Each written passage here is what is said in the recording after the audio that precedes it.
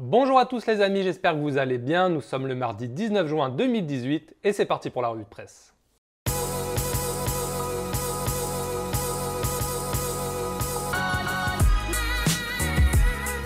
Et on commence cette revue de presse par la victoire de l'Angleterre face à la Tunisie 2-1 avec un doublé d'Harry Kane. Kane sauve la reine, titre ce mardi l'équipe en référence évidemment au God Save the Queen. Donc la God est remplacée par Harry Kane en français. Ce doublé d'Harry Kane fait évidemment les gros titres de tous les tabloïds, tous les journaux anglais. On a du Captain Fantastic, on a du Justice parce que les médias anglais estiment qu'il aurait dû avoir 2 pénaltys sur Harry Kane.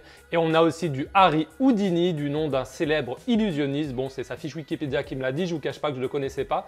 L'équipe nous parle aussi dans son édition du jour de Javier Pastore, presque romain. Vendredi, le milieu de terrain du PSG pourrait signer officiellement à la Roma pour environ 15-20 millions d'euros. Une information qui est confirmée en Italie où le Corriere dello Sport nous dit qu'il y a déjà un accord trouvé entre l'agent du joueur et la Roma pour un contrat de 4 ans plus une 5e année en option.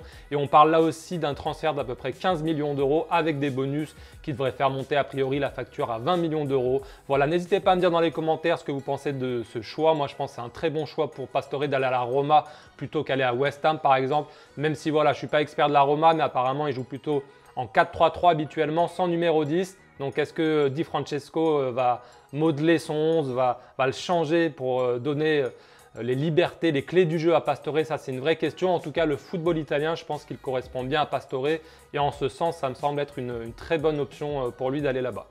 On reste en Italie où la Gazzetta dello Sport publie une interview de l'ancien sélectionneur de l'Italie, Ventura, mais nous parle aussi mercato avec Maurizio Sarri qui devrait bien signer à Chelsea finalement. Abramovich aurait décidé de virer Conte et un accord serait proche d'être trouvé entre Naples et Chelsea pour Sarri puisque Naples a viré Sarri, mais Sarri est toujours contractuellement lié à Naples en fait. Et donc du coup, voilà, Chelsea devrait donner une petite compensation de 4-5 millions pour récupérer Sarri. Et on parle de Gianfranco Zola, l'ancienne légende de Chelsea, italien lui aussi, qui devrait être l'adjoint de Sarri à Chelsea. Donc ça, c'est quand même une très grosse info si elle se confirme.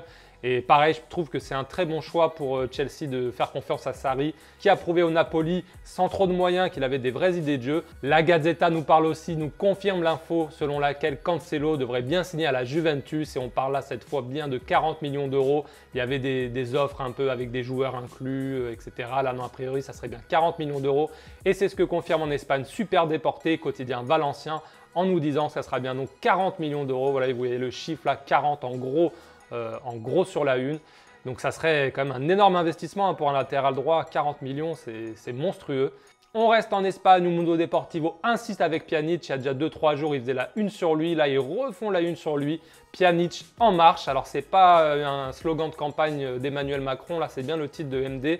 MD nous dit quoi? Nous dit qu'il y a déjà eu des contacts entre le Barça et le joueur pour tâter le terrain et qu'il se dirait plutôt tenté, flatté par l'intérêt du Barça. Donc, à voir est-ce que la Juve va laisser filer son milieu de terrain. Peu probable à mon avis, mais en tout cas le Barça a bien envie d'être actif après l'échec de la piste Griezmann. Sport fait sa une sur Eric Abidal qui a été intronisé officiellement hier secrétaire technique du Barça. Il a eu plusieurs réunions avec le président, avec d'autres dirigeants du Barça et il a fixé ses priorités. Alors on aurait un défenseur central, on parle beaucoup de Clément Lenglet, 2 milieux de terrain, on parle beaucoup d'Arthur et de Frenkie de Jong et un attaquant. Apparemment le Barça voudrait séparer de Paco Alcácer, l'ancien joueur de Valence qui était un peu voilà, le joker de luxe en attaque à l'époque du trio Messi, Neymar, Suarez. Puis quand Neymar est parti, Dembélé est arrivé, bon il s'est blessé. Deulofeu un peu joué mais pas beaucoup, après il est parti. Voilà, donc Alcácer c'était un peu l'attaquant remplaçant et visiblement le Barça voudrait s'en séparer et recruter un autre joueur. Il n'y a pas trop de noms qui ont circulé pour l'instant. Et on termine enfin cette revue de presse au Portugal où, comme vous le savez peut-être si vous avez suivi l'actualité hier, Rui Patricio a signé à Wolverhampton en Première Ligue. Il avait résilié son contrat avec le Sporting Portugal il y a 10 jours.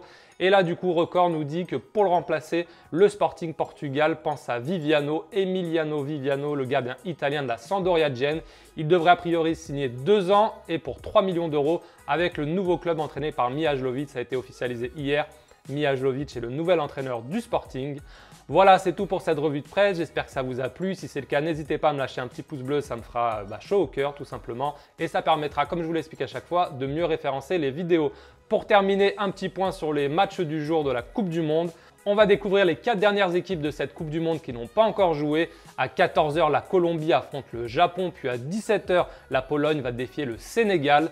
Et enfin à 20 h, la Russie va tenter de confirmer sa belle victoire face à l'Arabie Saoudite, face à l'Égypte qui est obligée de gagner. Et l'Égypte qui pourrait a priori jouer avec Mohamed Salah qui est pressenti pour être titulaire. Voilà, c'est tout pour aujourd'hui. Merci à tous et puis à demain pour une nouvelle revue de presse. Ciao!